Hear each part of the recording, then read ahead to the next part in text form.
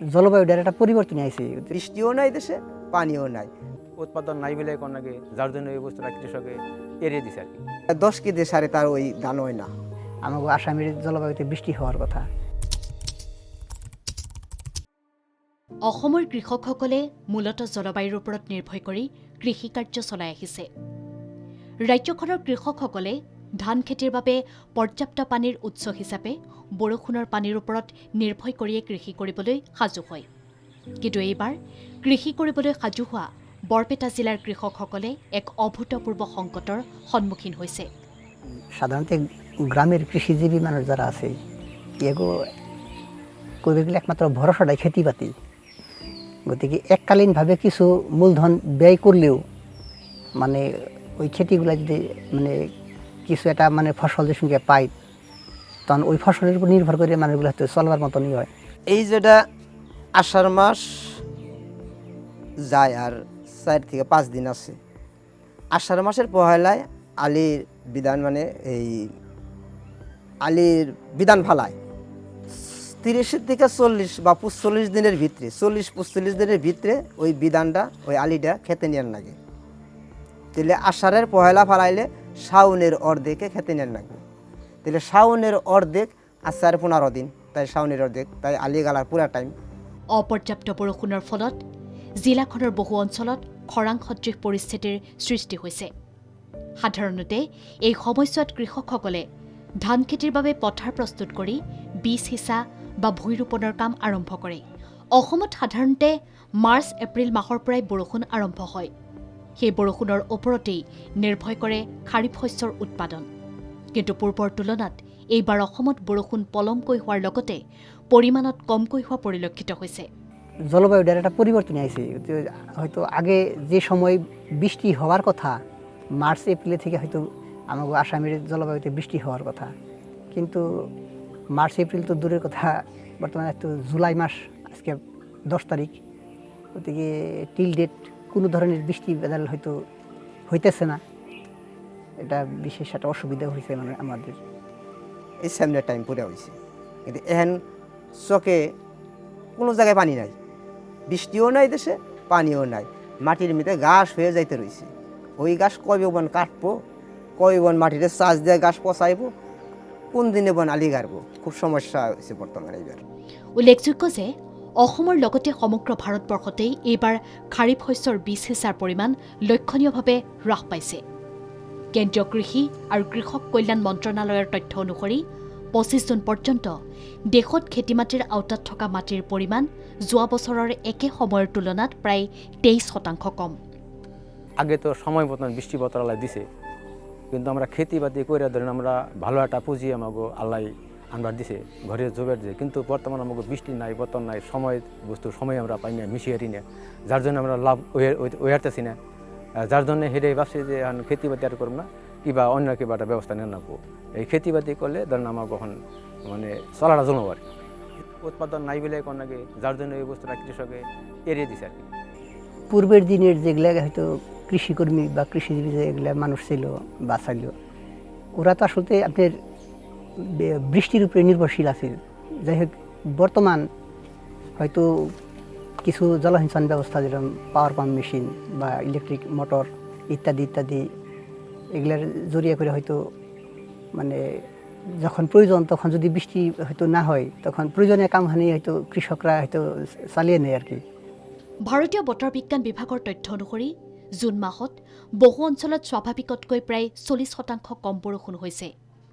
এই দীঘলীয়া শুকান পৰিস্থিতিয়ে কৃষি কাৰ্যত ব্যাপক প্ৰভাৱ পেলাইছে আৰু শস্য উৎপাদনক লৈ উদ্বেগ বৃদ্ধি কৰিছে। বিশেষজ্ঞসকলৰ মতে এই পৰিস্থিতিৰ এটা গুৰুত্বপূৰ্ণ কাৰণ হ'ল এল নিনো। প্ৰশান্ত মহাসাগৰত হোৱা এই জলবায়ুগত পৰিঘটনাই বিশ্বৰ বিভিন্ন স্থানৰ বতৰৰ ধৰণ সলনি কৰে। সাধাৰণতে এল নিনোৰ সময়ত ভাৰতৰ মৌচুমী বৰষুণ দুৰ্বল হোৱাৰ আশংকা থাকে। এইবাৰো সেই প্ৰভাৱ দেখা পোৱাৰ সম্ভাৱনা বৃদ্ধি পাইছে। জলসিঞ্চনৰ সুবিধা সীমিত হোৱাৰ বাবে কৃষকসকলে আকাশলৈ চাই অপেক্ষা কৰাৰ বাহিৰে বিশেষ উপায় বিচাৰি পোৱা নাই। আর যার মোটর আছে, মোটরও মানে ধরেন চকের মধ্যে সেটা তার তুর নিয়ে বা এর দূর মোটর নিয়ে খুব অসুবিধা। আমরা ওইরকম ঠিক মতো দিতে পারি না, আর ওইটার মধ্যে ওইটার ফজিলত আলাদা মানে বৃষ্টির যারা পানি ওইটার পরিপূর্ণ মাটিতে বস্তুটা পুরোপুরি পাইতাম মানে। আর আমরা যারা মেশিন দিয়ে পানি দিই ওই মেশিন দিয়ে আমরা দেহের নিই আর কি, ওইটার মধ্যে দাম অল্প কম বেশি হয়, ডিফারেন্স হয় 2 থেকে 3 মণকার দাম ডিফারেন্স হয়। মানে 100 টাকা কেজি ডিজেল কিনে এই পাওয়ার পাম্প মেশিন চালিয়ে যদি ক্ষেত করা হয়, মাঝে মাঝে পানি দেওয়া হয়, তাহলে গৃহস্থর উল্টা লাগবে। কৃষি এতিয়া বহু লোকৰ বাবে আগৰ তুলনাত অধিক কষ্টসাধনৰ কাম আৰু আশামতে ফলাফল অনিশ্চিত। কৃষকসকলৰ মতে এই সংকট নিৰ্দিষ্ট এটা বছৰৰ সমস্যা নহয়। বিগত কেইবা বছৰ ধৰি তেওঁলোকে জলবায়ু পৰিৱৰ্তনৰ প্ৰভাৱ অনুভৱ কৰি আহিছে। কেতিয়াবা অত্যাধিক বৰষুণ আৰু কেতিয়াবা দীঘলীয়া শুকান সময়, বতৰৰ এই অনিয়মিত আচৰণে কৃষি কাৰ্যক অধিক কঠিন কৰি তুলিছে। ইয়াৰ লগতে মাটিৰ উৰ্বৰতাও ক্ৰমাৎ হ্ৰাস পাইছে। বহু বছৰ ধৰি ৰাসায়নিক সাৰ আৰু কীটনাশকৰ অত্যাধিক ব্যৱহাৰে মাটিৰ স্বাস্থ্যৰ ক্ষতিগ্ৰস্ত কৰিছে। আনহাতে নদ নদীৰ গতিপথৰ পৰিৱৰ্তন আৰু নিয়মীয়া প্ৰাকৃতিক বানৰ অভাৱত আগৰ দৰে উৰ্বৰ পলস পথাৰত জমা নহয়। ফলত কৃষিভূমিৰ উৎপাদন ক্ষমতাও কমি আহিছে। বছরে এই বারিশার মধ্যে 2-3 বার করে পানি আইতো, নদীর থেকে পানি উঠে আইতো, ঘোলা পড়তো মাটির মধ্যে, ওটা চামনির মতন পড়তো, ওইটাই সার, ওইটাও পড়ে না। মাটিতে যত সার দেই ওই সারটা তো মাটিতেই রয়ে যায়, গুণাগুণে রয়ে যায়, সারের গ্যাসটা রয়ে যায়, ওই গ্যাসটা পানি আইয়া তলিয়ে গেলে সে ওই গ্যাসটা বাইরে যায়, মাটির যেটা জ্বালা বান্ধে এটা ওইটা বাইরে যায়, কিন্তু পানি হয় না, মাটির জ্বালা থেকে যায়, গ্যাস থেকে যায়, হ্যাঁ ওই মাটিটা গ্যাসযুক্ত হয়ে যায়। উনি বিধান টিধান কিবা দিলে নানান ধরনের ক্ষতি করে, চারা মরে যায়, হিপায় কিবা দোষ হয়, পানিটা হইতো ডুবিয়া যেত, আবার জাগতো, তাহলে মাটিটা নতুন পুরান হইতো, তাহলে আবার আগের মতন হইতো, পানি তো না হয়। আন এটা গুৰুত্বপূৰ্ণ সমস্যা হৈছে থলুৱা বীজৰ বিলুপ্তি। বান, খৰাং আৰু স্থানীয় জলবায়ুৰ সৈতে খাপ খোৱা বহু পৰম্পৰাগত ধানৰ জাত এতিয়া প্ৰায় হেৰাই গৈছে। এই বীজসমূহে অতীতত কৃষকসকলক প্ৰতিকূল পৰিস্থিতিৰ সৈতে মোকাবিলা কৰাত সহায় কৰিছিল। আউশ আগের যারা দান, আউশ দান, আমন দান, আউশের মধ্যে যেরকম আসাল পরঙ্গি দান, কালামানিক দান, তার পাশে আনের আসাল হাইটা দান, গারুজিরা দান, আমনের মধ্যে আসাল লাল ডেপ, দলা ডেপ, সোনাঞ্জলি, ময়নাগিরি, বাউলিয়া দিঘা, ডুংরাস, এগুলো আসাল আমনের মধ্যে। কিন্তু বৰ্তমান অধিকাংশ ক্ষেত্ৰত সেইবোৰৰ ঠাই বাণিজ্যিক জাতসমূহে লোৱা হৈছে, যিবোৰ জলবায়ুগত পৰিৱৰ্তনৰ প্ৰতি অধিক সংবেদনশীল। লাহে লাহে তার মানে ওই সারের পরিমাণ বেশি লাগা ধরলো, কিছুদিন গেল, হ্যাঁ 10 কেজি সারে তার ওই ধান হয় না, গোসার প্রচলনটারও বাইরে গেল, পানিও লাহে লাহে কম হওয়া ধরলো, হ্যাঁ চকে গোসার ধানটা বেশি হওয়া ধরলো, তখন ওই 10-এর জায়গায় 15 কেজি দেওয়ার নাগে ইউরিয়া, লগে ডিউপি দেওয়ার নাগে, তো সে খেত হয়।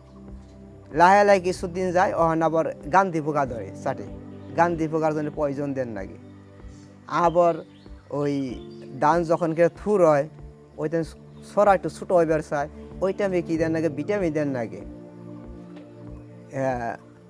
গ্রিন হারভেস্ট দেন নাগে। বৰপেটাত যি পৰিস্থিতি গঢ় লৈ উঠিছে সেয়া কেৱল কৃষি সংকট নহয়, এই জলবায়ু পৰিৱৰ্তনৰ ক্ৰমবৰ্ধমান প্ৰভাৱৰ এক স্পষ্ট সতৰ্কবাণী। কৃষি, খাদ্য সুৰক্ষা আৰু গ্ৰাম্য জীৱিকাৰ ওপৰত এই প্ৰভাৱ দিনে দিনে অধিক গভীৰ হৈ পৰিছে। বৰপেটাৰ কৃষকসকলৰ বাবে এতিয়া প্ৰশ্ন কেৱল এইবাৰৰ শস্য উৎপাদনক লৈ নহয়, তেওঁলোকৰ প্ৰশ্ন কৃষিভিত্তিক জীৱিকাৰে দেখা সুনিশ্চিত ভৱিষ্যতৰ সপোনক লৈ। ভৱিষ্যতে মূল জীৱিকাৰ উৎস হিচাপে কৃষিৰ ওপৰত নিৰ্ভৰ কৰিব পৰা অৱস্থা থাকিবনে, নে জলবায়ু পৰিৱৰ্তনৰ বাবে সৃষ্টি হোৱা নতুন বাস্তৱতাক আঁকোৱালি কৃষকসকলে বিকল্প পথৰ সন্ধান কৰিব লাগিব।